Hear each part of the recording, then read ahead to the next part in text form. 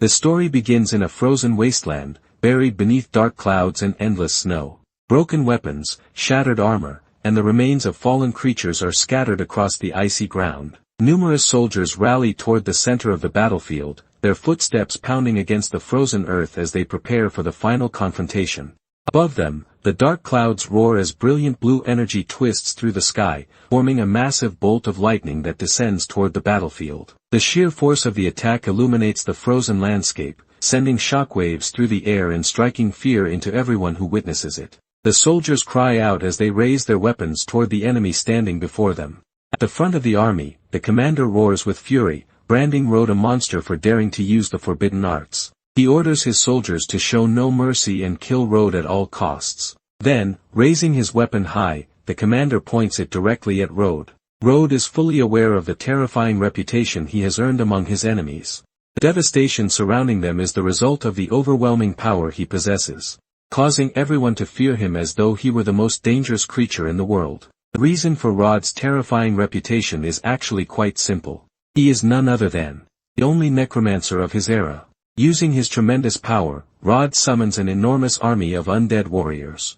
The countless skeletons charge toward the enemy without mercy, forcing the opposing soldiers into desperation.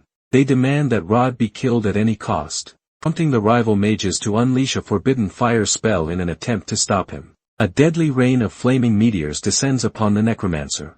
Rhode calmly closes his eyes and senses the energy surrounding him, preparing to unleash his most mysterious spell against the enemy. Suddenly, a gentle voice from a distance calls out to him, addressing him as young master. Rhode opens his eyes and finds himself back in his room, where the maid Leah is calling for him.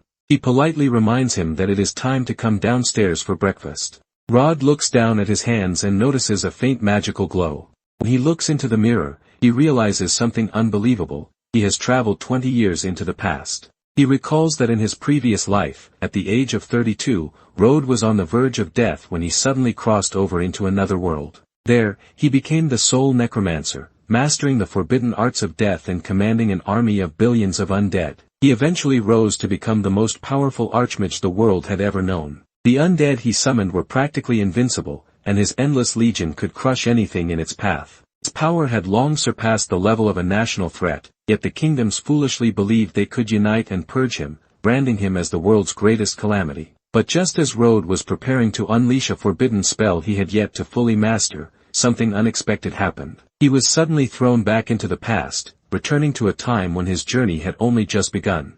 Leah urges him to hurry before his father punishes him again. Rhode responds with a gentle smile and tells her to go ahead because he will follow shortly. His unusually polite behavior surprises the girl, since Rhode has always been known as cold and timid. Rhode remembers that he is the youngest son of a declining noble family in the kingdom. In his previous life, he could only watch helplessly as his entire family was destroyed. Now, with the memories and knowledge he gained as a necromancer, he intends to alter everyone's fate. Rhode enters the dining room, where his family has already gathered for breakfast. His father, Baron Shiro, angrily questions whether he plans to be late once again. Rhode calmly takes his seat and assures his father that he has no intention of neglecting his studies. He promises that from this moment onward, he will not miss a single class. As he observes his family, Rhode wonders how such a strict and disciplined household could eventually fall into complete ruin. His older brother, Leo, criticizes him for continuing to behave like a lazy fool. His older sister, Sif, immediately asks her brother not to be so harsh on their youngest sibling. She carefully serves Rhode his meal, reminding him of how kind and caring she has always been. Rhode remembers the tragic fate Sif suffered in his previous life. She was eventually sacrificed to demons, and because of this memory, he silently vows to protect her this time. Heavy footsteps suddenly echo from the entrance of the dining room. Lady Della Morris, the imposing woman of the household, enters and immediately complains about Rhode being late. Sif attempts to defend her younger brother by taking responsibility for his delay. But Della dismisses her explanation and tells her to stop making foolish excuses for him. Della then gives Rhode an extremely harsh ultimatum. She threatens to expel him from the family if he cannot master magic within a single week. Sif is stunned by the demand, knowing that even a magical prodigy would struggle to accomplish such a feat in only 7 days.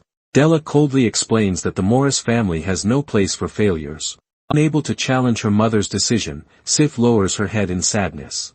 To everyone's surprise, Rhode accepts the seemingly impossible deadline. He then asks what reward he will receive if he successfully masters magic within the allotted time. Della tells him that she will grant him any wish he desires if he manages to succeed. Rhode immediately makes his request. He wants permission to enter the Tomb of the Heroes. His father raises an eyebrow, clearly surprised by his son's unexpected and ambitious request. The Baron agrees to the challenge and promises to grant Rhode permission to enter the tomb if he succeeds before the deadline. His mother, however, remains unconvinced and mocks him, telling him that he should already begin packing his belongings because he will soon be leaving the family. Once Rhode steps outside the mansion, his worried sister quickly runs after him and questions why he acted so recklessly. She is deeply concerned because even their family's prodigy would not normally be capable of mastering magic in just 1 week. Sif reveals that she has even saved some money so Rhode can live comfortably if he is expelled, and she asks him to wait for her. Rhode smiles at his sister's concern and wonders if even she cannot place at least a little faith in him. At the same time, he understands why she is afraid. Without the memories from his previous life, accomplishing this task would truly be impossible. But Rhode has already decided to change the course of history. With determination, he sets out to make what seems like an impossible miracle happen.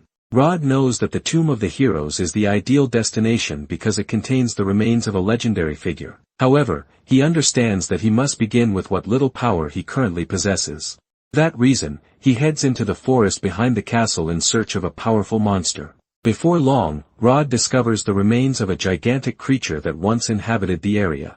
He realizes that his current body possesses extremely little energy because it has not undergone the intense training he experienced in his previous life. Rhode remembers that mana in this world is categorized into 8 different tiers, ranging from the beginner level all the way to the legendary level. In his former life, however, he had already surpassed every limit and risen to become the most powerful necromancer of all. Even though his current body is weak, Rhode knows that resurrecting the low-rank beast before him will be more than enough to prove his abilities and silence his mother.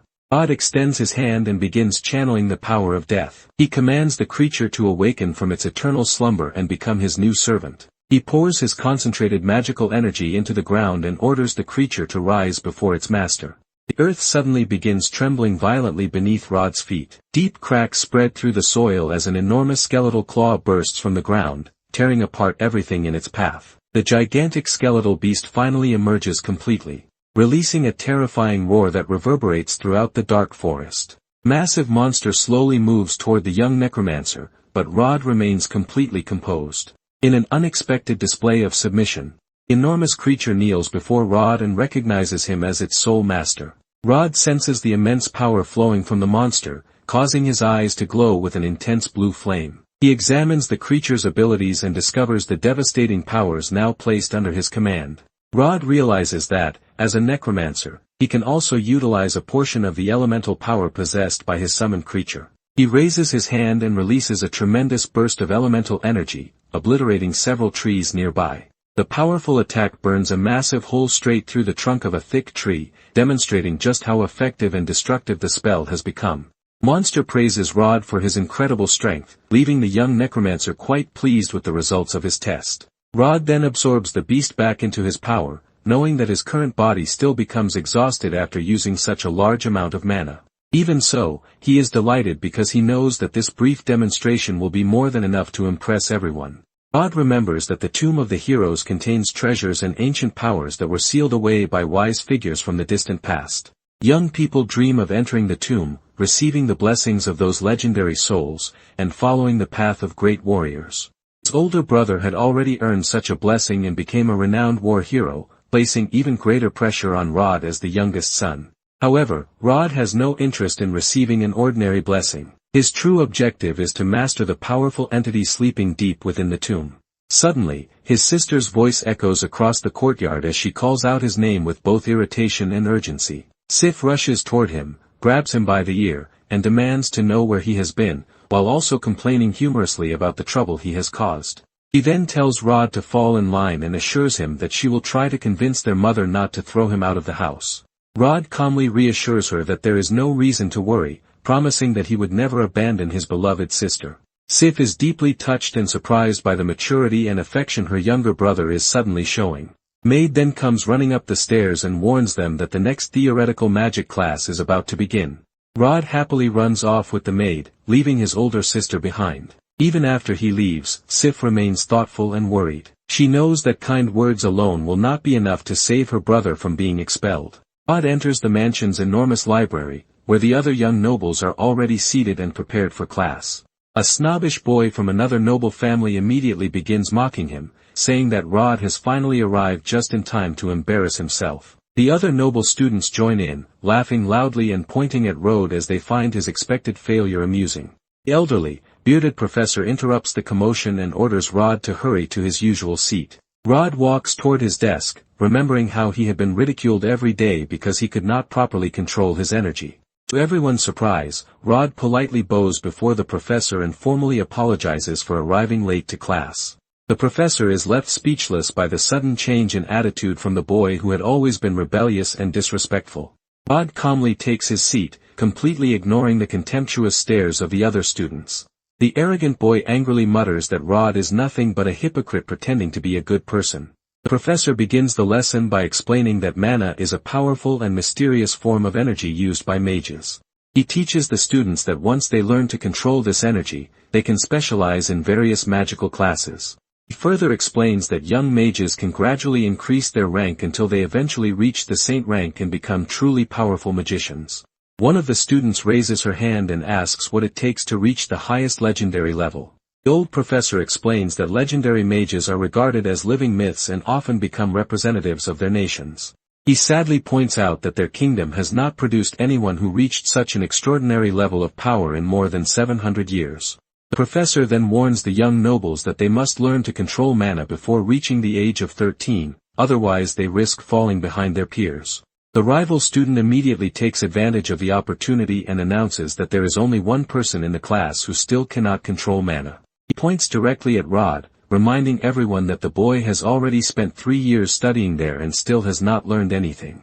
Rhode coldly dismisses the comment, telling him that it is none of his concern. He then confidently assures everyone that he will master everything within 1 week. The rival bursts into hysterical laughter, mocking the unbelievable promise Rhode has just made in front of the entire class. The other students also begin laughing quietly, amused by what they believe is Rhode's embarrassing situation. The professor sighs in disappointment, assuming that Rhode is still the same arrogant boy he has always been.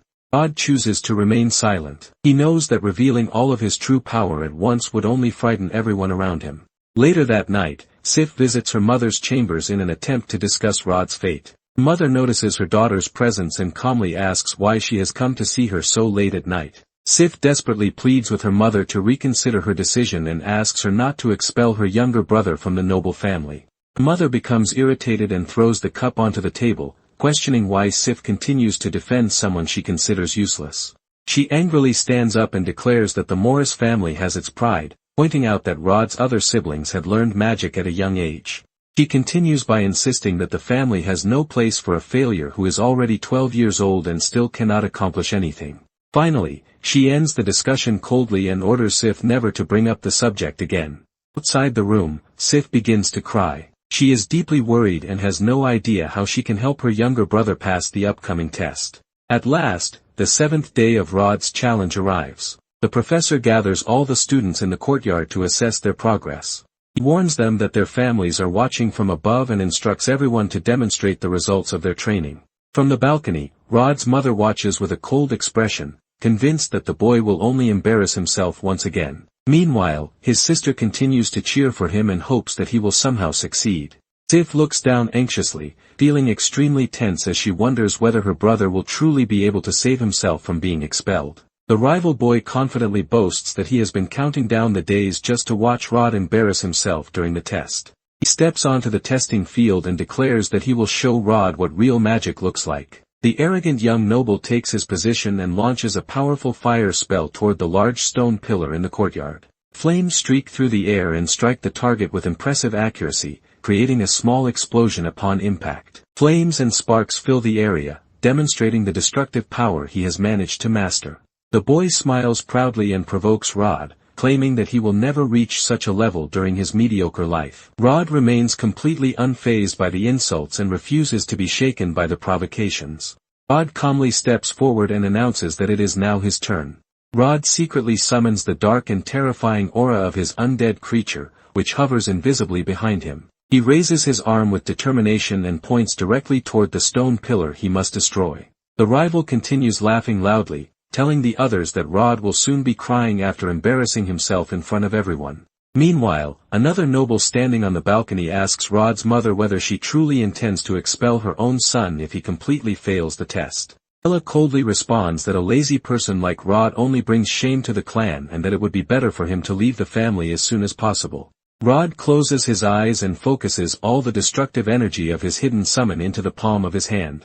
He begins drawing upon the monster's immense firepower, preparing to unleash his most devastating attack. In front of everyone, Rhode decides to use his full strength so there can be no doubt about the result and so he can silence all those who have looked down on him. The rival is immediately stunned. As an unbelievable amount of magical energy begins pouring from Rhode's body, a colossal torrent of blue flames erupts toward the testing pillar with tremendous force. The solid stone pillar is completely pulverized by the overwhelming impact of Rhode's attack. From above, Sif watches in disbelief and relief, finally realizing that her younger brother has actually succeeded. The other students are left horrified, unable to comprehend the enormous destructive power they have just witnessed. Even the professor breaks into a cold sweat as he realizes that such an incredible amount of energy should be impossible for an ordinary beginner mage. The rival eventually regains his senses, but he is filled with despair. He cannot understand how Rhode could possibly cast such a powerful spell. One of the guests watching from above remarks to Rhode's mother that perhaps the supposedly lazy boy is not as useless as she believed. Sif turns toward her mother with excitement, pointing toward the courtyard and celebrating the fact that her younger brother has successfully passed the test. Rhode simply brushes the dust from his clothes and maintains a calm and confident posture after accomplishing such an incredible feat. His sister happily waves at him from the window, while their mother silently watches everything unfold. Rival refuses to accept what he has witnessed. He shouts that it should be impossible for someone as useless as Rhode to cast fire magic. He points accusingly at Rhode and claims that he must have cheated, since everyone knows that Rhode used to skip his magic classes. A wave of murmurs spreads through the students as many of them begin questioning Rhode's sudden display of power. Bully then accuses Rhode of stealing a magical item from his family's treasure in order to imitate the spell. Rhode slowly turns toward him and disdainfully asks what exactly young Master Charlie Antad is trying to imply. Charlie explains that magical items consume a considerable amount of energy and argues that Rhode would not have enough strength to cast the same spell again. Rhode remains completely composed. Instead of arguing with Charlie, he turns toward the professor and asks for his opinion regarding the accusation. Professor Regya hesitates before admitting that Charlie's argument does make some sense. The rumor quickly spreads throughout the group, and the young nobles begin to believe that Rhode may have cheated during the test. From the balcony, Sif becomes distressed, fearing that her brother may have actually stolen a magical artifact simply to avoid being expelled from the family. He becomes deeply saddened, believing that such an action will only disappoint their parents even more. Determined to protect her younger brother from the public humiliation, she decides to intervene immediately. Sif rushes down into the courtyard and loudly asks the professor not to blame Rhode for what happened. She steps in front of him and falsely claims that she was the one who gave her brother the supposed magical artifact for the test. However, Rhode gently grabs her arm, stopping her from taking responsibility for something she did not do. He calmly tells his sister to let him handle the uncomfortable situation himself. Rhode then asks the professor whether casting the same spell again would be enough to prove that he did not use a magical artifact. The professor confirms that reproducing the spell consecutively would provide definitive proof of Rhode's own magical ability. Rhode smiles confidently and begins gathering an even greater amount of magical energy around himself. The other students immediately begin sweating nervously as they feel the immense pressure radiating from the young boy. Rhode unleashes another colossal blast of blue fire, creating an explosion far larger and more destructive than the first. Charlie is left completely paralyzed with panic when he realizes that Rhode truly possesses absolute control over the element. The rival watched in terror as Rhode gathered another enormous sphere of brilliant energy in his palm. Before he could react, Rhode unleashed the devastating attack, sending the blazing sphere hurtling past him at tremendous speed. Arrogant young noble begins trembling with fear, finally understanding that he has absolutely no chance against Rhode's overwhelming power. Another testing pillar is completely destroyed by the relentless succession of Rhode's magical attacks. Charlie collapses to the ground, utterly defeated and trembling after suffering such a humiliating defeat in front of the entire school. The other students stare at Rhode in complete disbelief, wondering whether this powerful mage is really the same boy they had always considered useless. From the balcony, Sif proudly tells her mother that she now has no reason to expel her brother from the family.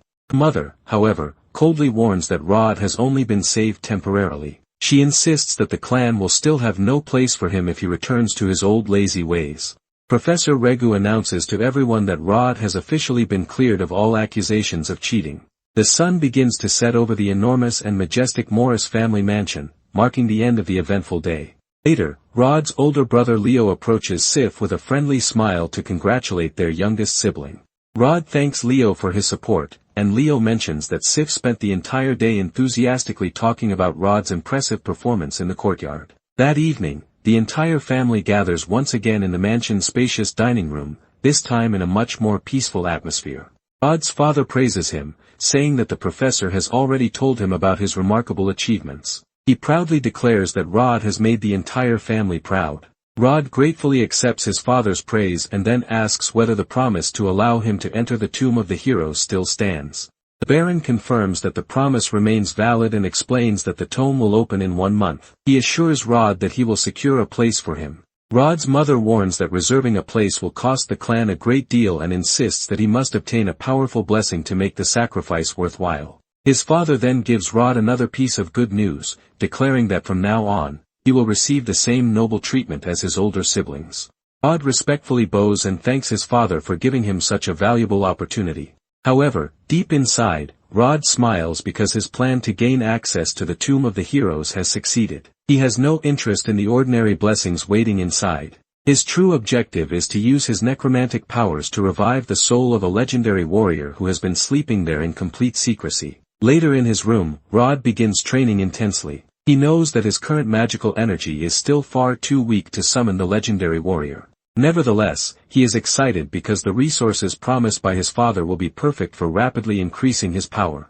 After an entire month of intensive training, the maid Leah arrives and informs Rhode that the Lord wishes to speak with him immediately. Rhode prepares himself, knowing that the time has finally come to leave. During the past month, he has greatly improved his control over mana. Rhode is delighted because his mana has now reached the level necessary to summon the legendary warrior. Meanwhile, his father instructs Leo to accompany Rhode to the tomb of the heroes. Leo readily accepts his father's command, understanding the great responsibility of guiding his youngest brother on such an important journey. The family carriage speeds down a dirt road through the forest as they make their way toward the sacred site. During the journey, Leo asks Rhode whether he knows about the different classifications of the sacred blessings within the tomb. Rhode shows interest and tells his older brother that he is ready to hear the explanation. Leo explains that the blessings are classified from white to red, with the rarer seals indicating greater potential and stronger magical abilities in the future. Rhode then asks what type of blessing Leo received. Leo humbly reveals that he was only granted a purple class seal during his own test. Rhode is impressed because he knows that a purple seal is already considered an excellent blessing, which helps explain Leo's rapid rise and success in the royal army. Leo remains humble about his achievement, while Sif proudly praises him and explains that obtaining any seal within the tome is already an extremely difficult accomplishment. Sif excitedly approaches Rhode and encourages him to work hard so that he can at least obtain the simplest white seal. Rhode smiles and asks her not to put too much pressure on him. Deep down, he knows that she would be furious if she discovered his real objective inside the tomb. Eventually, they arrive at the colossal entrance of the legendary tomb of the heroes, guarded by enormous statues of warriors. The sacred site gives off an intimidating and mysterious aura. Hundreds of tombstones stand throughout the area, surrounded by a thick layer of mist. Leo warns Rhode that he will only have 3 hours inside the tomb, while he and Sif will wait outside for his return. Sif watches anxiously as her youngest brother walks through the gates. She hopes that he can at least obtain the simplest blessing and save himself from further trouble within the family. She places a hand over her chest and silently prays, her worried expression revealing just how deeply concerned she is about Rhode's future. Rhode walks alone through the dark path, surrounded by the tombs of legendary heroes who once shaped the kingdom. Instead of being frightened, Rhode smiles confidently. He is finally standing in the place he has been planning to reach, surrounded by countless powerful souls that he intends to use. Rhode remembers that the general advice for entering the tomb is to search for the most elaborately decorated tombs, since they are believed to belong to wealthy and influential mages. Rhode completely ignores the grand monuments and instead walks determinedly toward a very specific, undecorated grave. Thanks to the memories from his previous life, Rhode knows that the most humble and nameless tomb conceals the strongest warrior of them all. He briefly bows before the simple tomb and silently apologizes before beginning his secret summoning ritual. Dark, dense energy begins radiating from Rhode's body as he starts the enchantment to awaken the sleeping soul. Using his spiritual authority, Rhode commands the ancient warrior's soul to awaken and bow before him. The legendary spirit attempts to resist his command, but Rhode refuses to acknowledge the resistance of a weakened soul standing before him. He unleashes his immense power as the King of Death, declaring that every dead soul in that world is destined to obey him eternally. The spirit is completely subdued, revealing the status of a legendary spellblade possessing an extraordinary level of power. Rhode stares intently at the bluish smoke surrounding the spirit, and commands the legendary warrior to kneel before him. Imposing swordsman spirit obeys and kneels before Rhode, respectfully acknowledging him as his new and only master. Rhode then asks the newly summoned spirit whether he can still remember his original name. Ghost admits that the passage of time has caused him to forget his own name and humbly asks his master to give him a new one.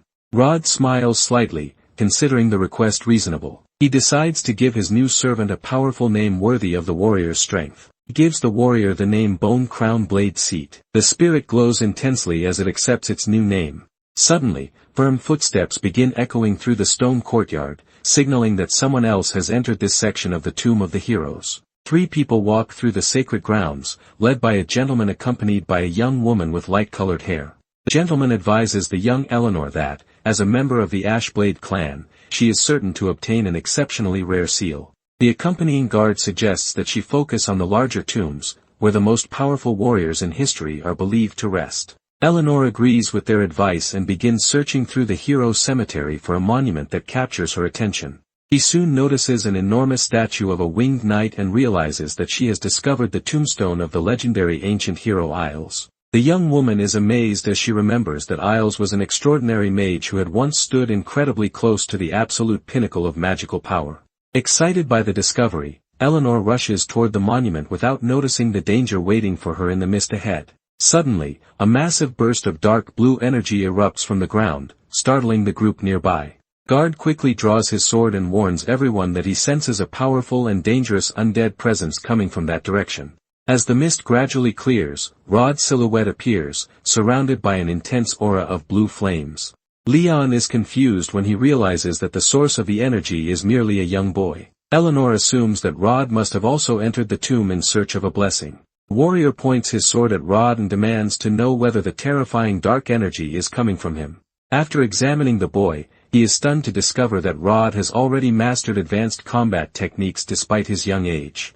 The soldier immediately warns Eleanor to be careful, suggesting that Rhode might be possessed by a vengeful or restless spirit. As the swordsman rushed forward to attack, bluish sparks of energy began crackling around his boots. Meanwhile, Rhode remained completely still, seemingly unfazed by the commotion around him. He calmly turned toward his powerful servant and sarcastically remarked that the guard had just mistaken him for a vengeful spirit. Rhode then crouches down and picks up a small branch lying on the sandy floor of the tomb. He examines its weight and balance before deciding that it will be enough for the fight. He leaves the rest of the battle to his summoned warrior spirit. Guard suddenly charges toward Rhode and delivers a powerful vertical sword strike surrounded by golden energy. To everyone's surprise, Rhode effortlessly blocks the enormous blow using nothing more than the small wooden branch. With a quick movement, he redirects the sword's trajectory, and forces the guard backward, leaving the warrior completely exposed. The soldier is utterly stunned, and breaks into a cold sweat after realizing that he has been outmatched by a young boy wielding nothing but a piece of wood. Rhode maintains his cold expression beneath his hood and prepares to end the confrontation. Eleanor watches in panic, unable to understand how her skilled swordsman uncle could have been defeated so easily. At the same time, she studies Rhode with amazement, wondering how someone so young could possess such incredible fighting ability. Irritated by the situation, Eleanor points at Rhode and demands to know his identity, confidently boasting about the influence and prestige of her family, the powerful Ashblade house. Her grandfather immediately interrupts her and orders her to hold her tongue and show more respect toward the young warrior. Eleanor is confused and surprised by her grandfather's unusually strong reaction, especially since he has always been calm and composed. Rhode remains completely still beneath the shadow of his hood, patiently waiting to see what the group will do next. The gentleman carefully observes Rhode's movements and realizes that even he would struggle to defeat the guard as effortlessly as the boy had. The defeated guard kneels before his master, ashamed of his loss, and begs for another chance to fight Rhode. He draws his sword once again, determined to restore his wounded honor. The soldier charges forward a second time, launching an even faster and more violent attack at the hooded boy. Sparks fly through the air as their attacks collide, showcasing Rhode's extraordinary reaction speed. With the hidden assistance of his warrior spirit, he effortlessly parries the incoming strike, before swiftly appearing directly in front of his opponent, leaving them completely caught off guard. He places the wooden branch against the guard's neck and warns him that he will kill him if he makes another hostile move. The old master watches the scene in horror. Realizing that Rhode has defeated his subordinate using nothing but pure fencing techniques, he desperately begs for the soldier's life. Recognizing that Rhode's strength is truly terrifying, the gentleman bows before him and sincerely apologizes for his guard's reckless and aggressive behavior. Rhode realizes that the old man had deliberately refrained from interfering, because he wanted to test Rhode's abilities before revealing that he meant no harm. The clan leader then sternly orders the guard to bow and immediately ask the young master for forgiveness. The guard bows deeply and apologizes for his arrogance, acknowledging the young warrior's overwhelming superiority. He remains terrified as he remembers that Rhode defeated him without even needing to use a special technique. Rhode simply accepts the apology and assures him that he does not mind since he did not receive even a single scratch during the fight. The old man praises Rhode's extraordinary abilities, explaining that only a supreme master could fight with such skill. Eleanor continues staring at Rhode, unable to understand why her grandfather is treating someone so young with such tremendous respect and caution. Rhode humbly claims that he was simply lucky, even though he knows perfectly well that his servant's combat technique is truly legendary.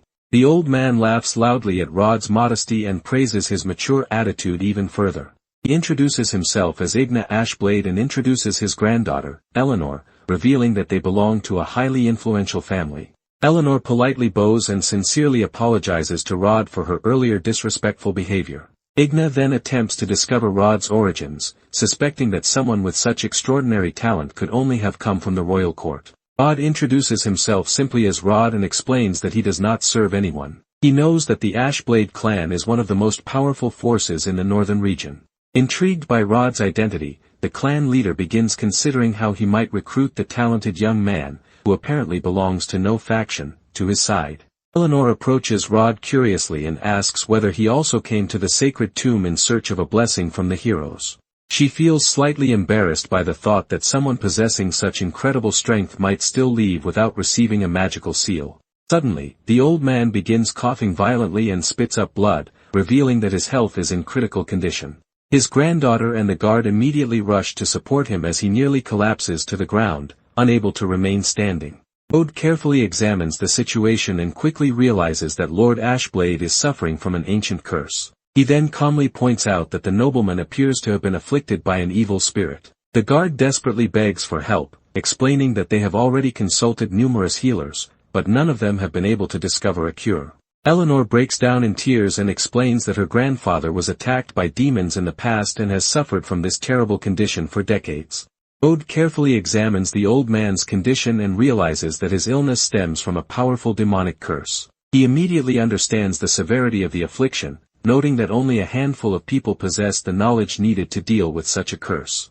With tears in her eyes, Eleanor begs Rhode to tell her whether he knows how to cure the disease consuming her grandfather.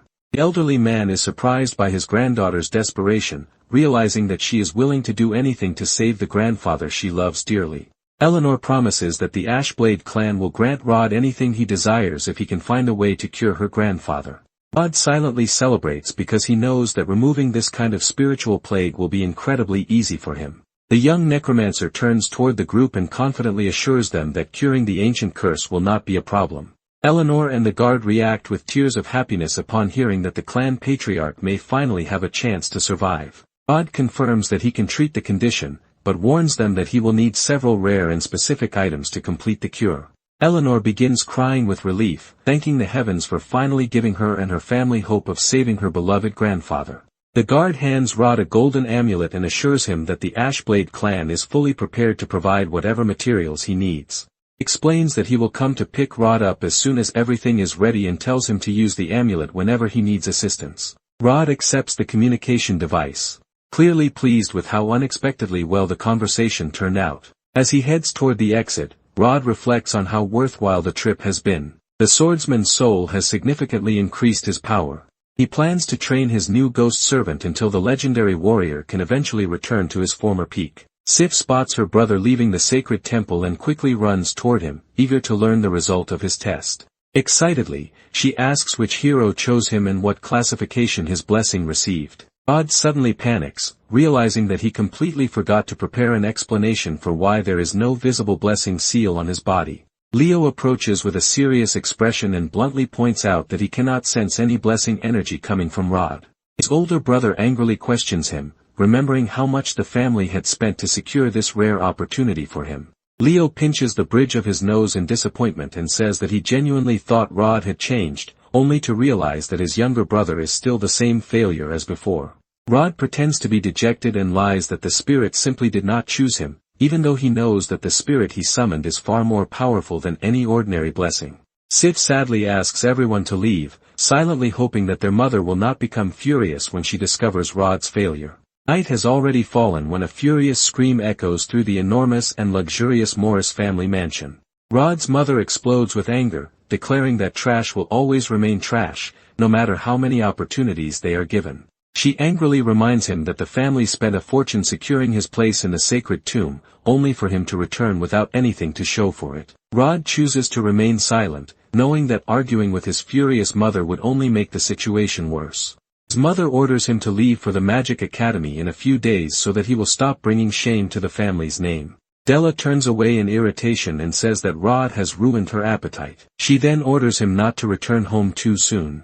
Rhode is initially unimpressed by the idea of attending the Magic Academy, knowing that his vast knowledge of magic far surpasses that of its instructors. However, he realizes that the Academy may still provide valuable materials he can use to upgrade Blade Soul. Ella then reminds him that Claire from House Flora is also attending the Academy and encourages Rhode to build a good relationship with her, confident that he can manage at least that much.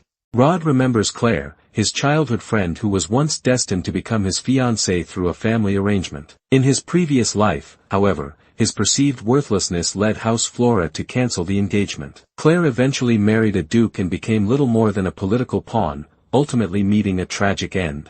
Rhode reflects on Claire's fiery temper, admitting that she has never been easy to get along with. He also realizes that his mother's decision to send him to the academy is not simply for his education. Instead, she expects him to stay by Claire's side and serve as a loyal companion, using him as a means to strengthen the relationship between their two families. Rhode knows that none of that matters anymore. In his past life, Claire's mother was one of the few people who treated him with genuine kindness and never looked down on him. Remembering that kindness, Rhode resolves to repay her by changing Claire's tragic fate and ensuring that she does not suffer the same ending this time. 3 days later, Rhode arrived at the Seven City Magic Academy in the northern region. The academy was jointly established by 7 autonomous towns, making it one of the most prominent centers of magical education in the north. The academy's student body was made up almost entirely of young nobles from prestigious and influential families. For Rhode, leaving home was actually a blessing in disguise. Away from the restrictions of his family, he could finally unleash his true potential and begin reclaiming his former strength as the undead monarch. The academy would also provide the perfect opportunity for him to grow stronger and recover his power as quickly as possible. A beautiful young woman with black hair walks past, immediately drawing the attention of the surrounding students. Boys whisper among themselves, recognizing her as the heir of the Flora clan. They admire her beauty while lamenting that she is already engaged to a fortunate noble from another powerful family. Rhode looks around at the academy's enormous, lush courtyard, taking in the fresh air and unfamiliar surroundings. Meanwhile, her bodyguard quietly informs her that Mrs. Morris has sent her youngest son, Rhode, to accompany her to the academy. Claire immediately spots him and recognizes him as that useless Rhode she remembers. Her bodyguard reminds Claire that the arrangement was made by their families. Although House Morris has fallen from its former glory, Leo, Rhode's older brother, still possesses immense potential. With that in mind, Claire reluctantly accepts the situation and acknowledges that she understands.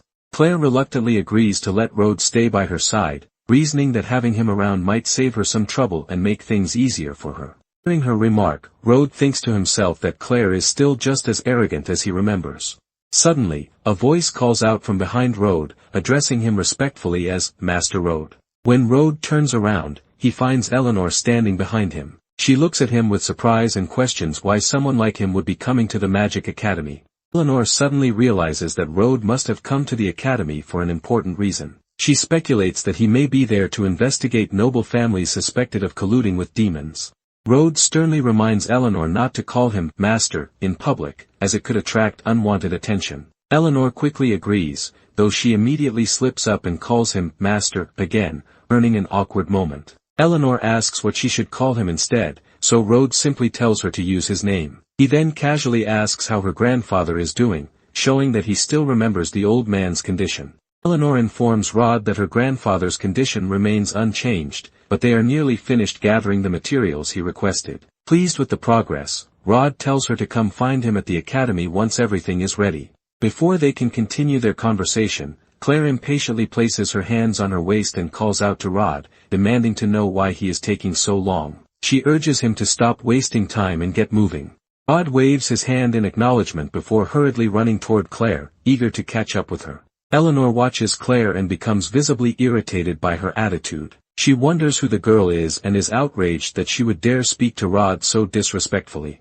Claire places a hand against her forehead in sighs and frustration, criticizing Rhode for being so weak despite her mother's expectation that he would protect her. She sarcastically remarks that, given his current abilities, she might actually be the one who needs to protect him instead. As the other students notice Rhode walking alongside Claire, they begin whispering among themselves, wondering who the unfamiliar boy is and how he could possibly be standing so close to the heir of House Flora.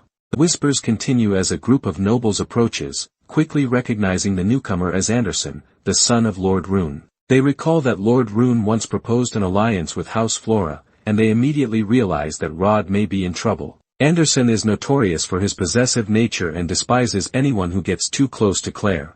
Anderson confidently approaches Claire with a smile, expressing his surprise that she arrived without telling him. He remarks that, had he known, he would have gladly escorted her to the academy himself. Watching from behind Claire, Rhode immediately recognizes Anderson Rune, Lord Rune's youngest son. He remembers how, in his past life, Anderson loved showing off in front of girls and often bullied him for no reason. Seeing his arrogant behavior now, Rhode realizes that Anderson has not changed one bit in this life. Claire responds coldly, clearly annoyed by Anderson's presence, and tells him to leave her alone.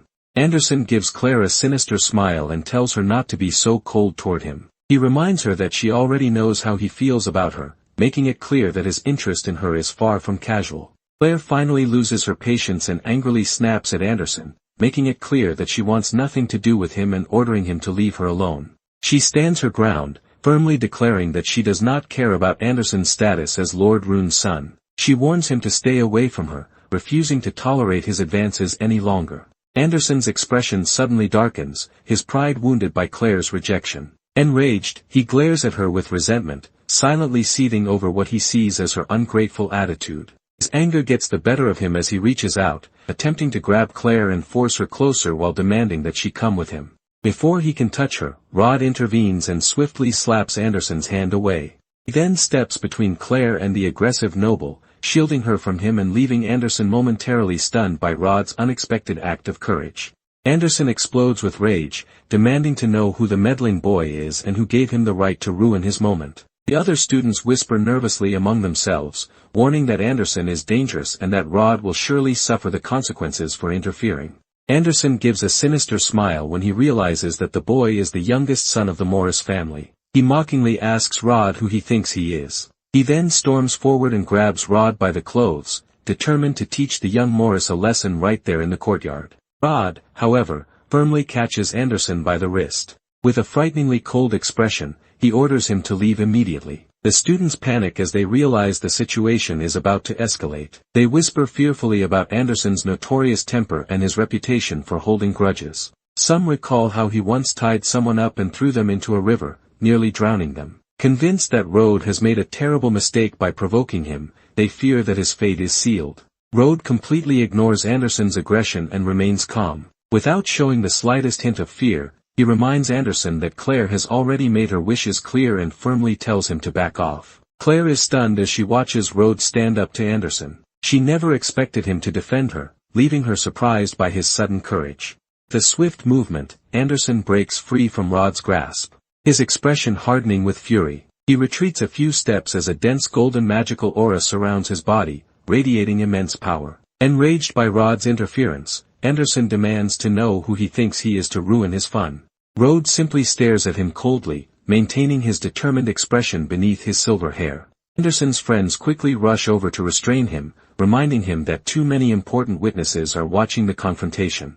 Grinding his teeth, Anderson eventually decides to retreat. He mutters that Rhode was lucky to escape his punishment this time. As he walks away, however, Anderson remains tense. Rhode's cold and fearless stare has sent an unsettling shiver down his spine. Anderson and his group of followers angrily return inside the academy, leaving the courtyard quiet once again. Claire sighs angrily and calls Rhode an idiot, complaining that his actions will only create more trouble for her. Rhode ignores her complaint and calmly points out that she was the one who wanted Anderson to leave her alone. Claire snaps back angrily, telling Rhode that he should worry about himself instead. Suddenly, a blonde girl happily runs across the school lawn, excitedly calling out Claire's name. Claire immediately breaks into a genuine smile when she recognizes her childhood best friend, Anna. Anna warmly wraps her arm around Claire and curiously asks who the boy accompanying her is. Claire explains that he is the youngest son of the Morris family. Anna whispers in surprise after recognizing Rhode's reputation as a lazy good-for-nothing. Claire quickly tells her to keep her voice down. Claire complains that her mother forced her to take care of Rhode, but Anna finds the situation amusing and jokes that Claire now has her own personal helper. Rhode observes Anna seriously, remembering that in his previous life, she influenced Claire into making several poor decisions for political reasons. Later, inside the classroom, Rhode pays little attention to the professor's lecture. Instead, his thoughts are focused on his own plans. From his memories of his past life, he recalls that the Academy's magic tool vault contains a rare artifact known as the Tear of the Dead, and he begins considering how he can obtain it. He knows that the artifact contains the power of ancient souls and would be perfect for restoring the strength of his newly acquired warrior spirit. Soon, the bell rings, signaling the end of the theoretical class. The professor dismisses the students and allows them to spend the rest of the day however they wish.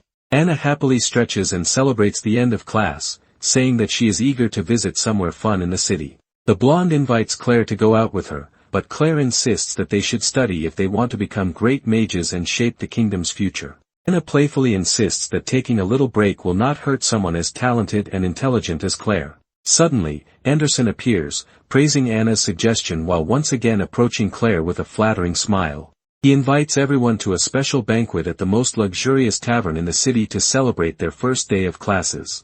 Anna is amazed by his generosity as Anderson casually declares that he does not care how much the celebration costs. The blonde encourages Claire to accept the invitation, showering Anderson with compliments about his elegant and generous behavior. She then takes the opportunity to tease Rhode, saying that the wealthy young noble behaves like a true gentleman, unlike certain failures. Anna begs Claire to join them for dinner, and Claire eventually accepts the invitation reluctantly to satisfy the group. Everyone celebrates as they leave the classroom, while Rhode follows behind and quietly observes the young nobles. At that moment, the communication badge on Rhode's chest pocket begins to glow. A soldier's voice comes through, informing him that all the ingredients he requested have finally been gathered. Rhode is pleased by the news and mentally instructs the soldier to meet him later at the Crystal Tavern where the banquet will take place. As the sun sets over the horizon, orange light spreads across the sky and illuminates the magnificent castle of the Magic Academy.